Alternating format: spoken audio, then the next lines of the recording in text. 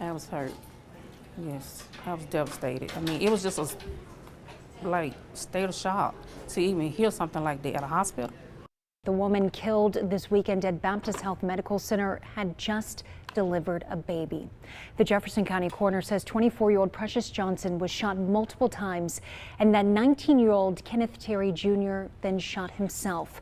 Johnson's family says they were married. On the evening of March 1st, 2026, Precious Johnson gave birth to a healthy baby girl inside the Women's Medical Center at Baptist Health Brookwood Hospital in Homewood, Alabama. The delivery went smoothly. Both the mother and baby were both doing well. The newborn, a girl they had named Aliyah, was taken by staff for the routine checks that happen in the first minutes of a baby's life, and Precious was left to recover in her hospital bed, the way new mothers are, exhausted and relieved, and surrounded by the particular relief that follows a birth when the worst of it is over and the only thing left to do is rest.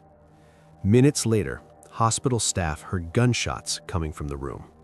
When Homewood police officers arrived, Precious Johnson was dead, shot multiple times at close range.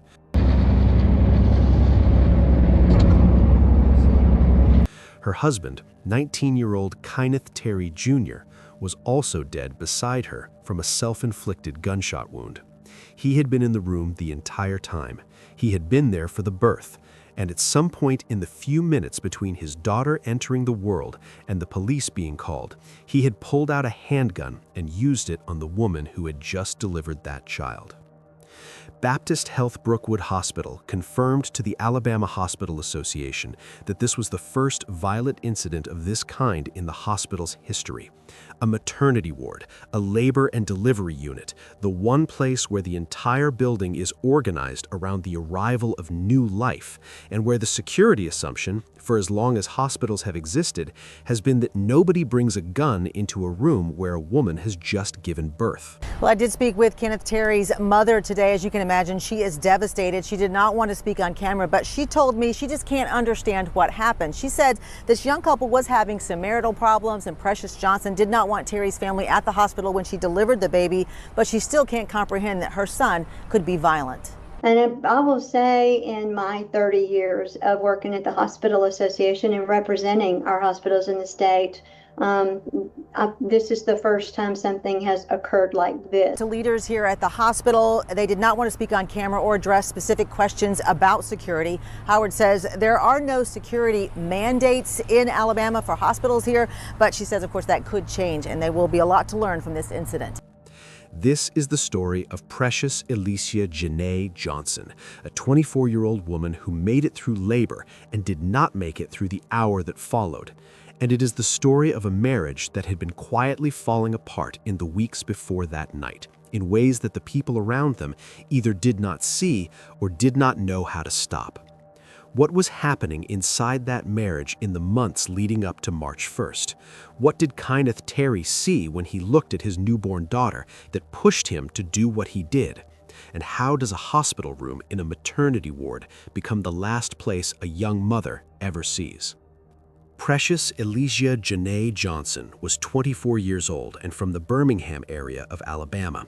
A young woman whose family described her after her death in the terms that people reach for when they are trying to make a stranger understand what it actually felt like to know someone. They said she was devoted and full of life. She was someone who only wanted the best for the people around her and who had been working towards something, building toward a future that she had planned around the baby she was carrying. The family's GoFundMe, launched in the days after the shooting to cover funeral costs and support for baby Aliyah, painted her as a devoted daughter who had dreamed of giving her child a good life. After that tragedy that shocked the community, support is pouring in for the family and the young child that's left behind. The parents of the young woman killed inside Brookwood Hospital last month, Precious Johnson, have now taken in her daughter, stepping up to raise their granddaughter while grieving an unthinkable loss. Today, the Teardrop Foundation helping shoulder some of that burden, organizing donations of baby supplies, food, and everyday essentials as the family adjusts to a new reality. The group also raised over $1,000 for that family. And for the woman behind that effort, Demetrius Craig, she says this tragedy just hit her hard. I was hurt. Yes, I was devastated. I mean, it was just a state of shock to even hear something like that at a hospital. That is the kind of language that grief produces, because when someone is taken the way Precious was taken, the instinct of the people who loved her is not to offer a complicated portrait. It is to say clearly, plainly, that she deserved to be here, that she had plans and hopes and a daughter who needed her, and that all of it was ended in a hospital room while the baby was still being weighed down the hall. She had married Kenneth Terry Jr. in what her family called a relatively quick progression from relationship to marriage. Some relatives said Precious had been the one pushing for the commitment to happen quickly. Others recalled that the marriage itself was one that had been marked by pressure and confusion on both sides from early on. Whatever the nature of the beginning, by early 2026, Precious was pregnant with their first child, due in March, and the two of them were living together in the Birmingham metro area while Kenneth worked to support the household. Kenneth William Terry Jr. was 19 years old, 5 years younger than Precious, and by the accounts of virtually everyone who spoke about him publicly after his death, he had been a young man of genuine promise. He had completed Army National Guard basic training, which counts for something. It requires a particular kind of commitment and discipline from someone still in their late teens, the willingness to submit to a structured and demanding environment and come out the other side with something to show for it. He had done that. After completing training, he had come back to the Birmingham area and was working as a diesel mechanic and a barber in Midfield, two jobs together that gave him a stable income and the means to support his household. Take this opportunity, just like we do any other time that there is an event, for there to be a minute to breathe and have an after action look and lessons learned, and see, as best practices are shared with the hospital community, where we may need to start focusing on enhancing something. And I will say, in my 30 years of working at the Hospital Association and representing our hospitals in the state, this is the first time something has occurred like this. He was known by his family to be caring and extremely compassionate, someone they could not reconcile with what he had done in that hospital room. A former Army roommate who spoke to the media and told them that even at the base, he was always the supportive comrade. His roommate made a point of asking people not to rush to judgment about either side of the situation before they understood what had been building inside that marriage. The roommate's portrait of Kenneth was of someone who cared about the people in his life and who had been quietly absorbing the growing amount of pressure and doubt in the months before March 1st, without anyone outside the marriage fully seeing how much weight he was carrying.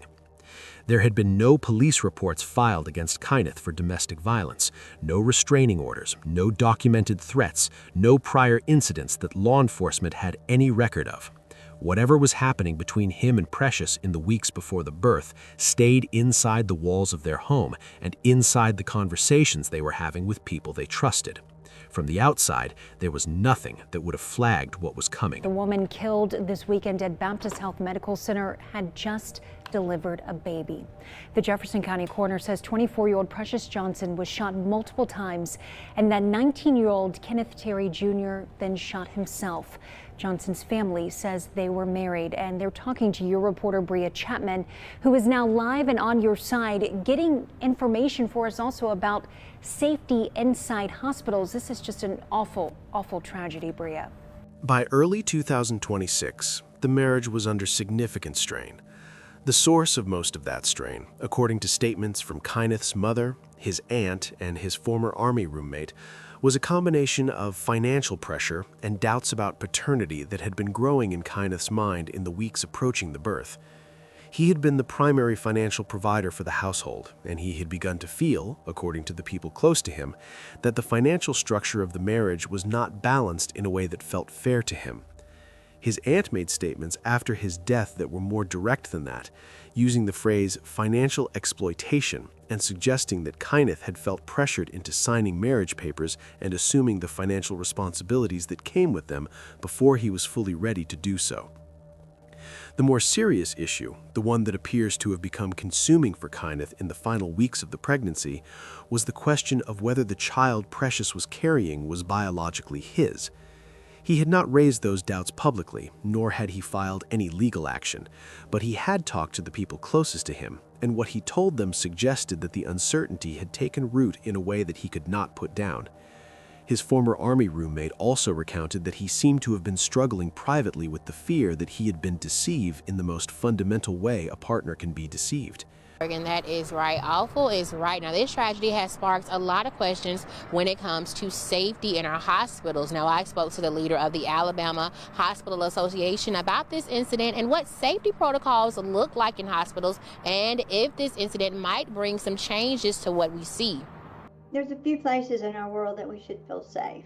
Church, our hospitals, they're your home. And, unfortunately, things happen and we don't feel as safe anymore. We want to assure the public that our hospitals, our healthcare providers, their safety is as much of a concern as providing quality healthcare with the hospitals, and have for years on helping with some of the exercises. The public health department has emergency preparedness districts in the state, and each district, they have coordinators that also, they work with the hospitals, they plan exercise. We have a number of hospitals that have medical detectors and security procedures. So different hospitals have different protocols.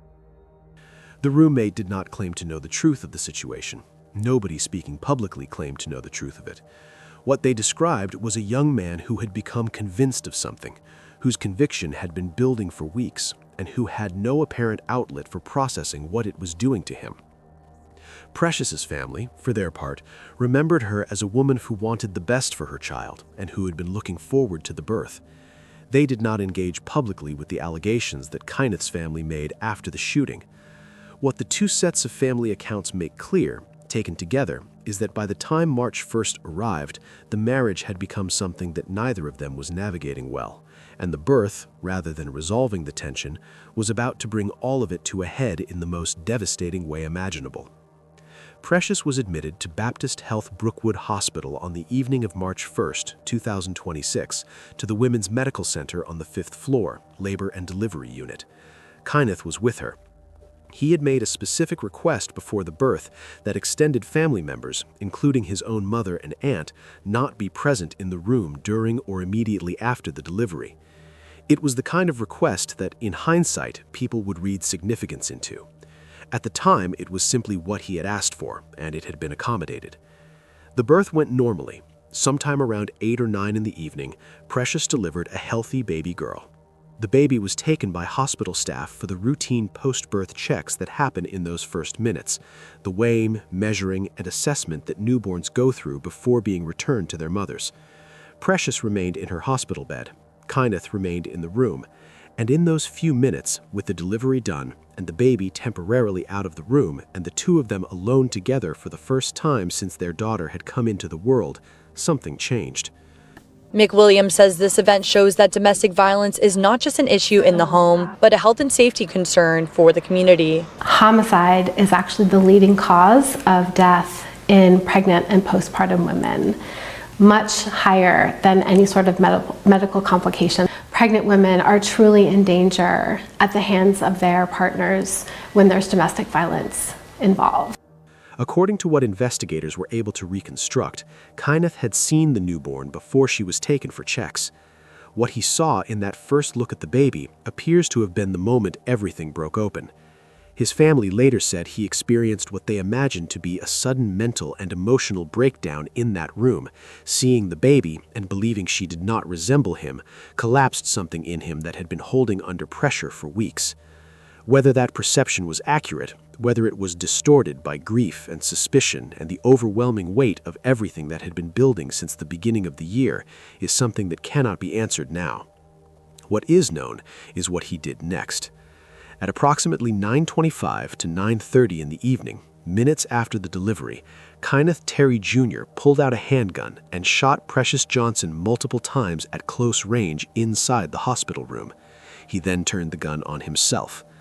Both of them were dead by the time hospital staff reached the room after hearing the shots and calling 911.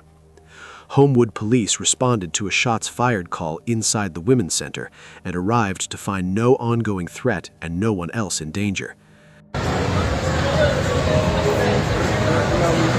Super iced out. How long you see the bill? Yeah, how long you see the bill? Well, she took.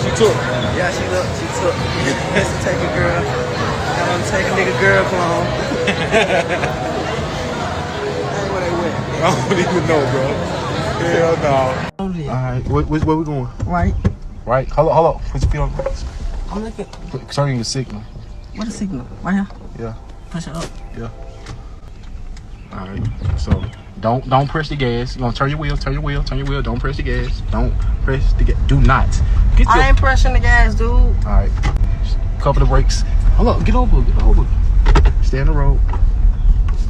It's 2024 and you don't know how to phone man. You don't know how to phone man like this, y'all. That man started doing this with his finger. Roger that. I'm a robber that. Robber that. Came straight from the bottom, straight to the top. What's that? Fuck.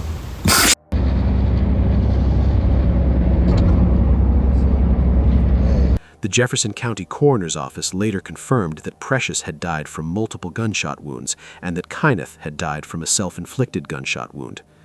Baby Aliyah was with hospital staff when it happened. She was unharmed. The Alabama Hospital Association confirmed that this was the first violent incident of this nature in Brookwood Hospital's history. A labor and delivery unit is built around a specific assumption about the kind of space it is, an assumption so fundamental that it rarely gets articulated, which is that the people inside it are there to support the arrival of new life, and that the threat of lethal violence is simply not something the space is designed to guard against in the same way that other parts of a hospital might be. After that tragedy that shocked the community, support is pouring in for the family and the young child that's left behind. The parents of the young woman killed inside Brookwood Hospital last month, Precious Johnson, have now taken in her daughter, stepping up to raise their granddaughter while grieving an unthinkable loss.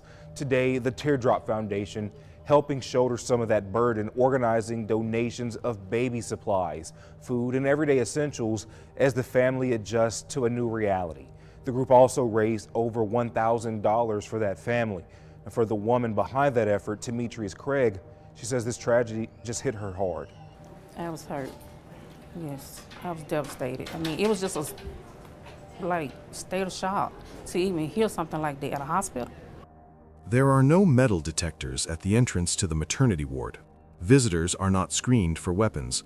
The security infrastructure of a labor and delivery unit is built for the comfort of mothers and the safety of newborns from illness, not from the people who come in with them.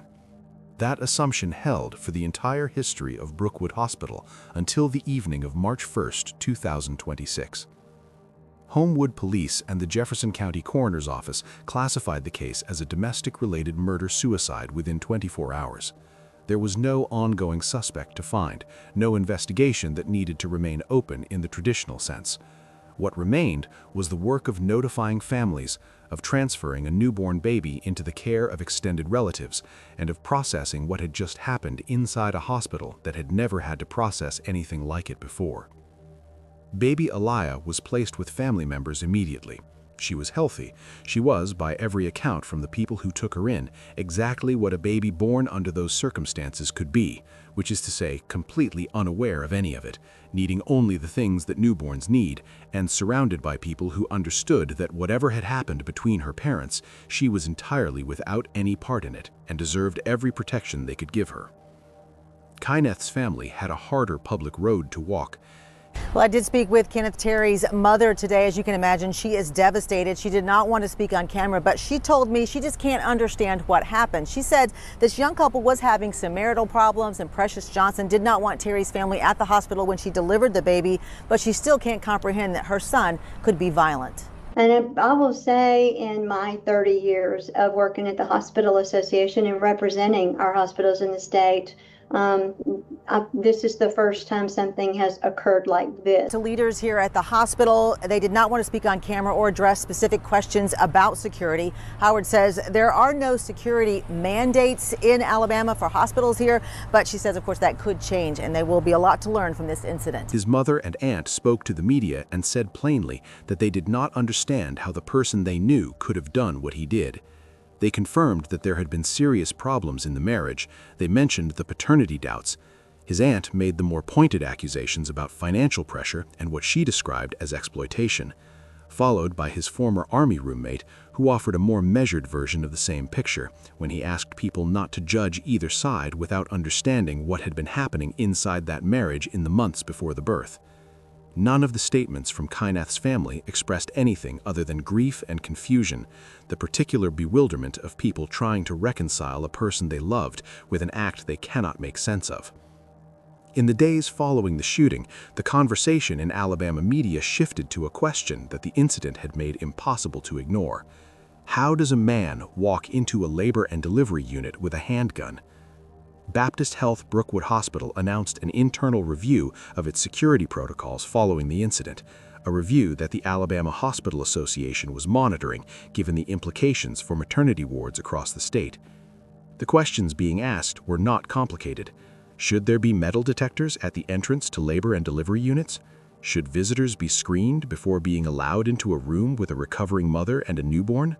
What would security in that specific environment actually look like if hospitals decided to implement it? These are not questions with obvious answers.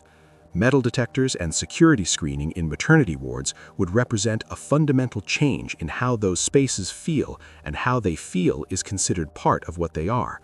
A labor and delivery unit is designed to be a place of welcome, of calm, of warmth in an environment that can feel clinical and frightening.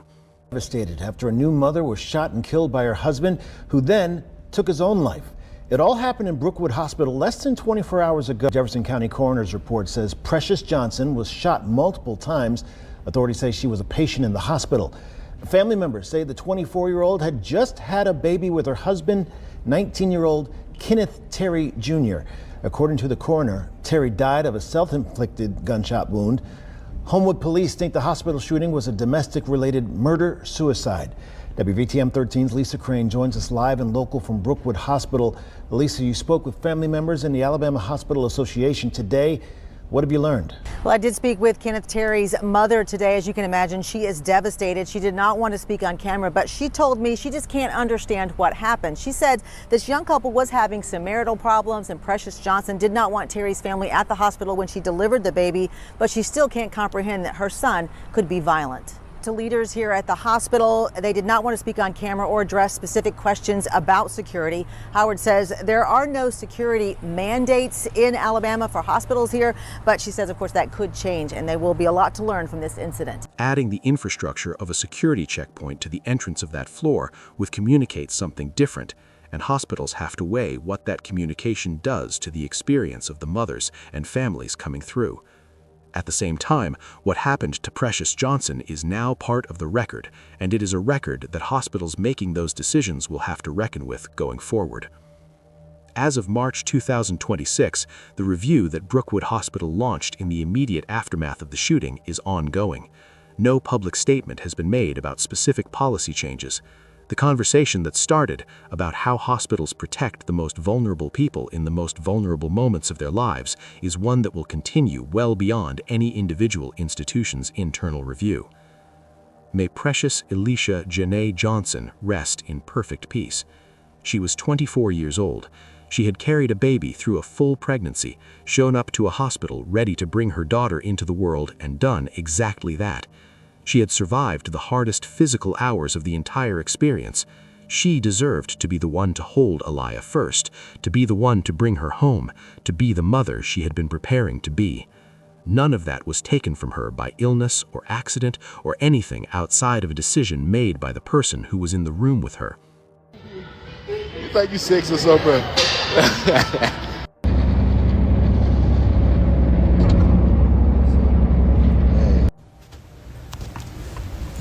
What's that? Fuck. What's that? Fuck.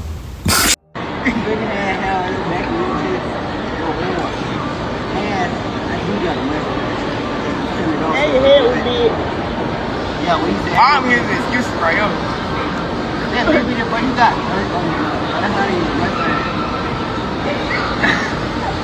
That's just facial hair. Really? It grew by mistake. Roger that, I'm a robber that, diver that, came straight from the bottom, straight to the top. Roger that, I'm a robber that, diver that, came straight from the bottom, straight to the top. I'ma change the music anyway.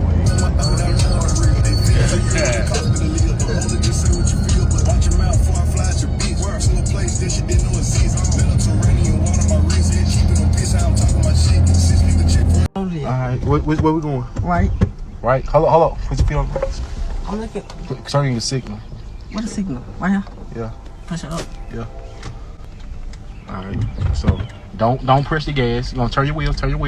Don't press the gas. Don't press the gas. Do not. I ain't pressing the gas, dude. Alright.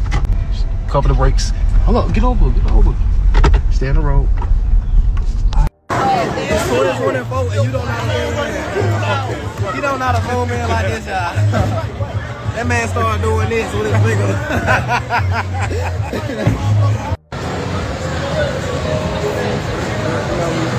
So I stopped. How long you see the bill? Yeah, how long you see the bill? Well, she took. Yeah, she took. It's to take a girl. And I'm taking a nigga girl clone. Hey, where they went? I don't even know, bro. Hell no. What have you learned? Members are devastated after a new mother was shot and killed by her husband, who then took his own life. It all happened in Brookwood Hospital less than 24 hours ago. A Jefferson County coroner's report says Precious Johnson was shot multiple times. Authorities say she was a patient in the hospital. Family members say the 24-year-old had just had a baby with her husband, 19-year-old Kenneth Terry Jr. According to the coroner, Terry died of a self-inflicted gunshot wound. Homewood police think the hospital shooting was a domestic-related murder-suicide. TM13's Lisa Crane joins us live and local from Brookwood Hospital. Lisa, you spoke with family members in the Alabama Hospital Association today. What have you learned? Well, I did speak with Kenneth Terry's mother today. As you can imagine, she is devastated. She did not want to speak on camera, but she told me she just can't understand what happened. She said this young couple was having some marital problems, and Precious Johnson did not want Terry's family at the hospital when she delivered the baby, but she still can't comprehend that her son could be violent. 19-year-old Kenneth Terry had a lot going on in his life. His mother tells me he had finished Army National Guard boot camp, had married 24-year-old Precious Johnson, and they were expecting a baby. But Sunday night, after Johnson delivered her baby, authorities say Terry shot her several times and then turned the gun on himself. I think it's a sad, but this was an isolated incident.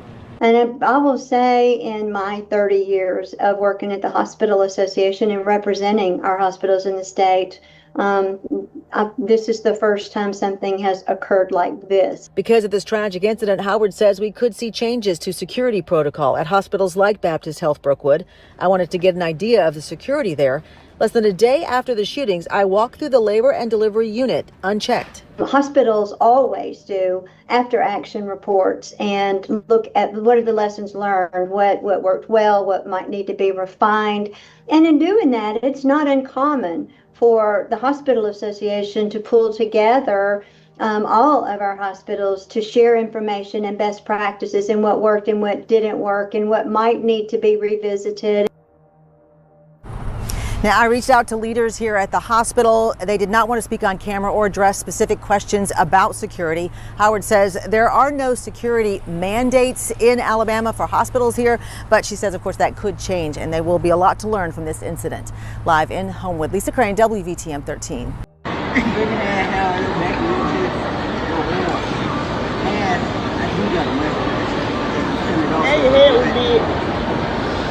I'm hearing the excuses right here. Yeah, maybe the what you got?